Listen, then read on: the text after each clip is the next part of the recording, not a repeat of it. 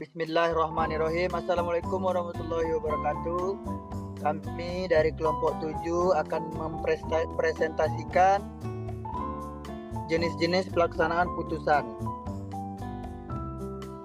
Selanjutnya, kami yang beranggotakan 5 orang. Yang pertama ada Putri Dwi Amanda, yang kedua ada Mutia Julianta, yang ketiga ada Iranda Febriandini Putri, yang keempat ada Muhammad Khalil Gibran, dan yang terakhir ada Muhammad Farhan Robiansa.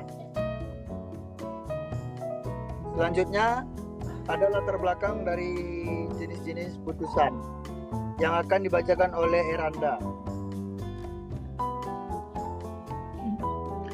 Dari latar belakang tersebut, pada dasarnya setiap perkara baik pidana maupun perdata setelah keputusannya menjadi hukum tetap akan mencapai titik akhir yang ditetapkan oleh pengadilan, yaitu pelaksanaan keputusan atau pelaksanaan.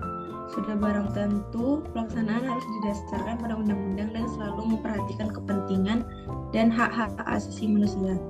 Setiap keputusan harus dieksekusi, karena tidak akan ada artinya jika tidak dapat dieksekusi. Fakta bahwa keputusan hakim akhirnya akan menjadi putusan yang berkekuatan hukum tetap atau inkrek van gewis adalah fakta hukum. Seberapa jauh putusan tersebut memiliki kekuatan hukum tetap atau apakah putusan hakim lainnya memiliki kekuatan hukum tetap. Next. Ya, terima kasih kepada Iranda yang telah menyampaikan latar belakang. Selanjutnya ada bagian pengertian putusan. Pengertian putusan ini akan dibacakan oleh Putri Dwi Amanda. Baik, saya akan membahas tentang pengertian putusan. Putusan berasal dari kata putus yang kemudian diaplikasi dengan akhiran an menjadi putusan, yang menurut KBBI berarti hasil memutuskan. Putusan berarti decision atau verdict dalam bahasa Inggris dan lessing atau vonis dalam bahasa Belanda. Putusan menurut istilah adalah hasil pemeriksaan perkara gugatan oleh hakim yang dituangkan dalam bentuk tertulis dan diucapkan dalam sidang terbuka untuk umum. Selain itu, para ahli hukum berusaha untuk mendefinisikan apa yang disebut sebagai keputusan pengadilan dalam sejumlah literatur yang telah diterbitkan. Baik, saya kembalikan kepada moderator. Selanjutnya ada pengertian putusan menurut para ahli. Itu akan saya bacakan sendiri. Yang pertama ada menurut Sudikno Mertakusumo. Yang dimaksud dengan putusan hakim adalah suatu pernyataan yang oleh hakim sebagai pejabat negara yang diberi wewenang untuk itu diucapkan di persidangan dan bertujuan untuk mengakhiri atau menyelesaikan suatu perkara atau masalah antar pihak. Yang kedua ada menurut mukti tertulis dan diucapkan oleh hakim dalam sidang terbuka untuk umum sebagai hasil dari pemeriksaan perkara dalam kurung kontentuis. Selanjutnya ada jenis-jenis putusan yang akan dibacakan oleh Kak Mutia Julianta. Baik, selanjutnya ada jenis-jenis putusan. Yang pertama, putusan bebas dari segala tuduhan hukum. Putusan ini dapat terjadi ketika terdakwa dinyatakan dalam keadaan secara sah dan ia dapat memberikan keyakinan bahwa sesungguhnya dia tidak melakukan tindakan pidana sebagaimana yang telah didakwakan oleh jaksa. Yang kedua ada putusan lepas dari segala tuntutan. Putusan ini dapat dijatuhkan kepada seseorang yang terbukti melakukan sebuah tindakan kejahatan secara sah serta meyakinkan menurut hukum, akan tetapi yang menjadi permasalahan adalah perbuatan tersebut bukanlah termasuk dalam tindakan pidana melainkan tindakan perdata maupun tindakan pidana yang lainnya.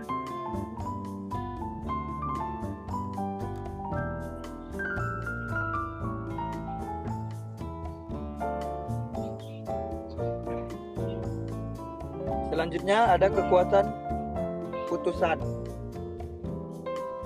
Pada bagian ini akan dibacakan oleh Farhan Robiansa. Ya, di sini ada 3 kekuatan putusan. Yang pertama mengikat. Kekuatan mengikat 20 putusan yang telah memperoleh kekuatan hukum yang tetap tidak dapat diganggu gugat lagi. Putusan yang telah mempunyai kekuatan hukum pasti bersifat mengikat. Bukti. Kekuatan pembuktian sebagaimana telah diterangkan di muka bahwa putusan harus dibuat secara tertulis. Tujuannya adalah untuk dapat dipergunakan untuk keperluan banding, kasasi atau juga untuk eksekusi. Selanjutnya yang terakhir eksekusi. kekuatan eksekutorial, putusan yang telah memperoleh kekuatan hukum yang tetap atau memperoleh kekuatan hukum yang pasti, mempunyai kekuatan yang pasti, mempunyai kekuatan untuk dilaksanakan eksekutorial right, dan executionary power.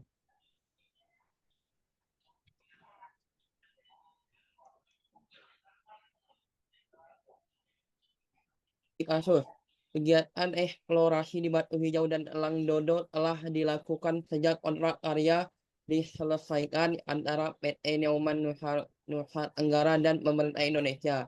Pada tataran praktis, timbul perselisihan antara masyarakat lokal etnis Samawa dan pemerintah Indonesia melawan PT Neumann Nusa Tenggara. Penelitian menunjukkan bahwa faktor penyebab terjadinya perselisihan antara lain adalah masalah kompensasi yang belum terselesaikan, permasalahan tenaga kerja, dan campur tangan pihak yang tidak terduga dalam kontrak. Masyarakat ingin menyelesaikan perselisihan ini melalui hukum adat dengan cara berunding atau melakukan mediasi dengan tokoh adat sebagai mediator. Kegiatan eksplorasi di Batu Hijau dan Elang Dodo dilakukan sejak kontrak karya disetujui antara PT Newton Nusa Tenggara dengan pemerintah Indonesia. Dalam praktik ya, kontrak ini menimbulkan penyelesaian antara masyarakat etnis Samawa dan pemerintah Indonesia melawan PT Neumann Nusa Tenggara. Hasil penelitian menunjukkan bahwa faktor penyebab terjadinya perselisihan antara lain adalah belum terpenuhi ya permintaan ganti rugi, masalah ketenaga kerjaan, serta adanya pihak ketiga yang masuk dalam kontrak. Masyarakat menginginkan penyelesaian secara adat melalui negosiasi atau mediasi tetua adat. Selanjutnya ada kesimpulan yang dimana saya akan menyimpulkan secara sendiri. Jadi kesimpulannya, putusan pengadilan merupakan hasil dari pemeriksaan perkara yang diambil oleh hakim dan dituangkan dalam bentuk tertulis serta dibacakan di sidang terbuka. Putusan ini memiliki 3 kekuatan utama. Yang pertama yang tadi ada mengikat, pembuktian, dan eksekusi. Kekuatan mengikat berarti putusan yang sudah memiliki kekuatan hukum tetap wajib dipatuhi oleh pihak yang berperkara.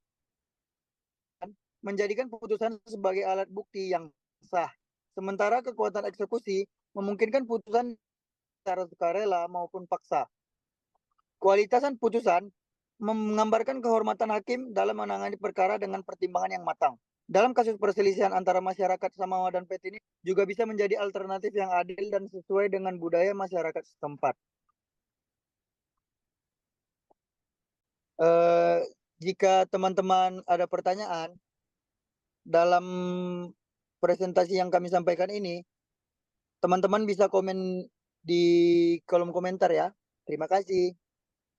Jika ada kurang atau salah-salah kata, mohon dimaafkan.